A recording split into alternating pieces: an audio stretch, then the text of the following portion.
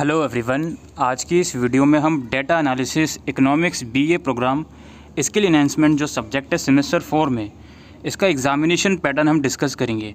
आप सभी लोगों से रिक्वेस्ट करी जाती है कि इकोनॉमिक्स का जो सिलेबस पहले एसओएल की वेबसाइट पर अवेलेबल था, इसको अपडेट करा गया है।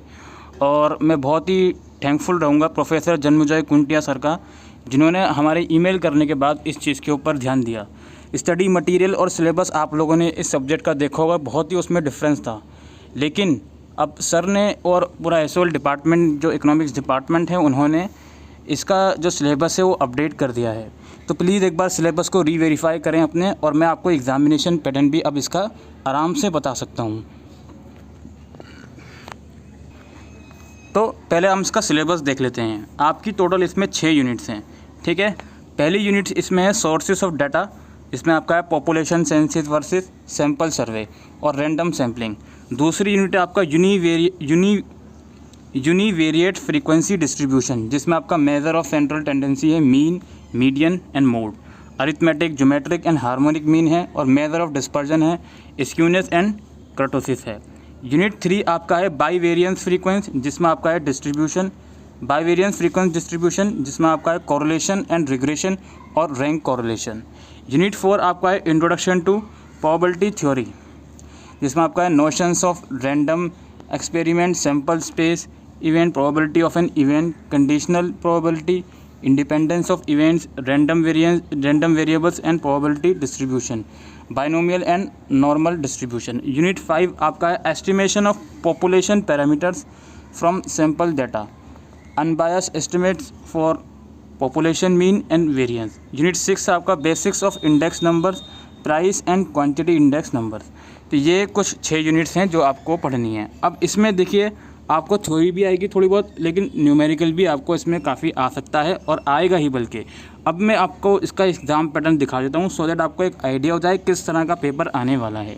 आप इजीली पेपर कर सकते हो दोस्तों। 11-12 में अगर आपने इकोनॉमिक्स पढ़ी है तो आप इसके कुछ क्वेश्चन बहुत ईजिली कर सकते हो। तो चलिए अब इसका हम एग्ज़ामिनेशन पैटर्न डिस्कस करते हैं। तो ये हमारे पास पेपर है, 75 मार्क्स का आपका पेपर आएगा, ठीक है। आपको कोई 4 क्वेश्चन करने हैं। हो सकता है आपका 8 क्वेश्चन आए, आपको 5 करनी हो, क्योंकि इस बार जो चॉइसेस में ज़्यादा नंबर ऑफ़ चॉइसेस ज़्यादा हो रही हैं, उसके अकॉर्डिंग मैं आपको बता रहा हूँ। हो सकता है 8 क्वेश्चन आओ जिसमें से आपको 5 करने हो, लेकिन क्वेश्चन की लैंग्वेज और जो क्वेश्चन का तरीका है पूछने का वो सेम ही रहेगा। तो इसमें सिंपल कैलकुलेटर भी अलाउड है, तो आप सिंपल कैलकुलेटर भी एग्ज़ाम में लेकर जा सकते हो। तो देखिए पहला क्वेश्चन क्या है। पहले क्वेश्चन के 2 पार्ट्स हैं। इसमें बोल रहे हैं discuss the merits and demerits of arithmetic mean and median. बिल्कुल इस तरह का क्वेश्चन दोस्तों आ सकता है, आपको करने चाहिए। Discuss the merits and demerits of arithmetic mean and median. अभी वीडियो के लास्ट में मैं एक चीज़ और आपको दिखाऊंगा, जो हमको सर ने एक पर्टिकुलर टॉपिक्स की लिस्ट बताई थी, वो भी मैं आपको दिखाऊंगा, सो दैट आपको एक और आइडिया हो जाए। तो प्लीज़ वीडियो को स्किप ना करें। तो 5 नंबर में इसका आपको मेरिट्स और डीमेरिट लिखना है, अरिथमेटिक मीन के और मीडियन के। बी पार्ट इसका है find the missing frequency for the given data if mean of the distribution is 36। तो यार ये डेटा गिवन है, अगर इस डेटा का जो मीन है 36 है, तो आपको मिसिंग फ्रीक्वेंसी इसमें से कैलकुलेट करनी है। ये जो x लिखा हुआ है क्लास इंटरवल 30 से 40 के बीच वाला, तो इसकी फ्रीक्वेंसी आपको निकालनी है, इसकी मिसिंग फ्रीक्वेंसी आपको निकालनी है इन केस मीन जो है वो 36 है। तो ये बी पार्ट है आपका, जो कि 7 मार्क्स का है। सी पार्ट में आपको निकालना है calculate mean deviation and quartile deviation from the following table. Mean deviation और क्वार्टाइल डेविएशन आपको निकालना है इस टेबल की मदद से, ठीक है। मीन डेविएशन और क्वार्टाइल डेविएशन, जो कि हो गया आपका 6.75 मार्क्स का। इस तरह से आपका क्वेश्चन नंबर 1 18.75 मार्क्स का हो गया, ठीक है। नीचे आते हैं हम। क्वेश्चन नंबर 2 है। क्वेश्चन नंबर 2 का ए पार्ट है 6.75 मार्क्स का, जिसमें पूछ रहा है कि डिस्पर्जन से आप क्या समझते हो, और आप अलग अलग मेथड्स जो यूज़ करे जाते हैं मेजर ऑफ डिस्पर्जन के, उसको एक्सप्लेन करो ब्रीफली। 6.75 मार्क्स का है ये। बी पार्ट इसका है number of employees, wages per employ and the variance of the wage per employ for two factories are given below. तो कुछ फैक्ट्रीज़ हैं, उसका एक डाटा गिवन है। डाटा क्या है कि नंबर ऑफ़ एम्प्लॉयज़ कितनी है फैक्ट्री ए और बी में, और एवरेज वेजेस पर एम्प्लॉय कितनी है पर मंथ, वो इतना है, और वेरिएंस क्या है वेजेस पर एम्प्लॉय का, वो इतना है। तो ये डाटा गिवन है, ठीक है। ये क्वेश्चन नंबर 2 का बी पार्ट हम कर रहे हैं, जो कि 6 मार्क्स का है। अब ये पूछ रहे हैं in which factory is the greatest variation in the distribution of wages per employ. कौन सी ऐसी फैक्ट्री है जिसमें जो वेरिएशन है वेजेस को डिस्ट्रीब्यूट करने का वो ज़्यादा है, फैक्ट्री ए है या फैक्ट्री बी है, वो आपको बताना है बी पार्ट में, जो कि 6 मार्क्स का है। इसके बाद इस क्वेश्चन का सी पार्ट है, calculate the value of mode from the following distribution. ये कुछ आपको डाटा गिवन है, इस डाटा के अकॉर्डिंग, इस डाटा की मदद से आपको मोड कैलकुलेट करना है। 6 मार्क्स का आपका क्वेश्चन हो गया। इस तरह से ये वाला क्वेश्चन भी आपका 18.675 मार्क्स का हो गया। क्वेश्चन नंबर 3 है। क्वेश्चन नंबर 3 के अंदर जो ए पार्ट है, आपको एक्सप्लेन करना है आपको salient features of normal probability distribution. Normal probability distribution जो होता है उसके फीचर्स बताइए। बी पार्ट आपका है coefficient of correlation between two variable x and y is 0.64, their covariance is 16, the variance of x is 9, find the standard deviation of y series। तो basically इसमें standard deviation आपको निकालना है। इसमें आपको कोफिशिएंट ऑफ कोवेरियंस कोरिलेशन दे रखा है दोनों वेरिएबल का, और इसके अलावा आपको कोवेरियंस दे रखा है 16 और वेरिएंस ऑफ x दे रखा है। आपको स्टैंडर्ड डेविएशन निकालना है y सीरीज़ का। तो ये बी पार्ट है क्वेश्चन नंबर 3 का, जो कि 5 मार्क्स का है। इसके बाद सी पार्ट इसका आते हैं। सी पार्ट में आपको calculate persons coefficient of skewness and kurtosis from the following data.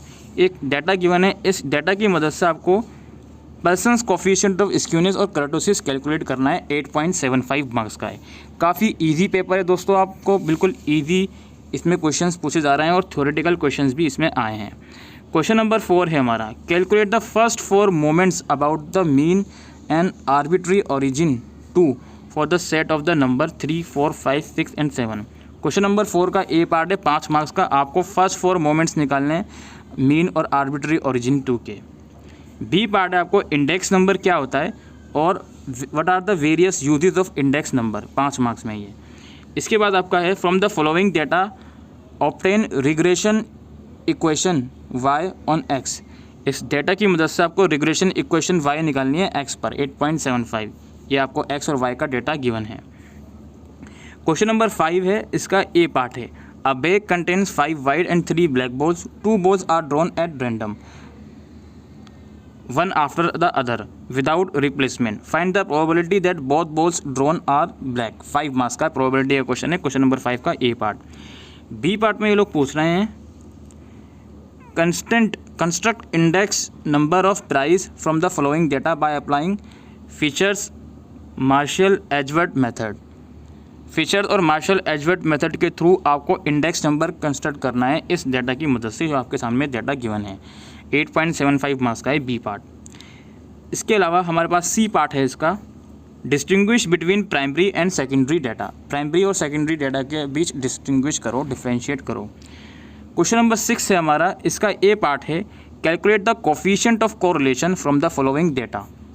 8.75 में से इस डाटा का आपको कोफिशिएंट ऑफ कोरिलेशन निकालना है। बी पार्ट के अंदर आपको मीनिंग और सिग्निफिकेंस बताने हैं कॉन्सेप्ट ऑफ रिग्रेशन के, ठीक है। और सी पार्ट में आपको बताना है is there any inconsistency in the statement. कोई स्टेटमेंट गिवन है, स्टेटमेंट क्या है, the mean of binomial distribution is 80 and standard deviation is 8। If no consistency is found what shall be the value of P, Q and N. तो आपको इसमें बताना है कि कोई इस स्टेटमेंट में इनकन्सिस्टेंसी है या नहीं। अगर है तो आपको वैल्यू बतानी है पी, क्यू और एन की। सी पार्ट है जो कि 5 मार्क्स का है। इस तरह से ये 6 क्वेश्चन है इस पेपर में, तो जिसमें से इनको कोई 4 करने थे। आपका पेपर ऐसा हो सकता है कि आपको 8 क्वेश्चन आए जिसमें से आपको 5 करने हो 15-15 मार्क्स के। तो क्वेश्चन इसी तरह के आएंगे दोस्तों। न्यूमेरिकल क्वेश्चन भी हैं इसमें और थ्योरेटिकल क्वेश्चन भी आए हैं। कह सकते हैं 60:40 रेशो में आपको न्यूमेरिकल और थ्योरेटिकल क्वेश्चन्स आए हैं। तो बस यही सब था दोस्तों। आप सिलेबस देख के काफ़ी घबरा रहे थे, लेकिन सिलेबस इसका चेंज हुआ है। और हाँ, वीडियो के लास्ट में जो मैं आपको बताने वाला था वो भी आपको एक बार दिखा देता हूँ।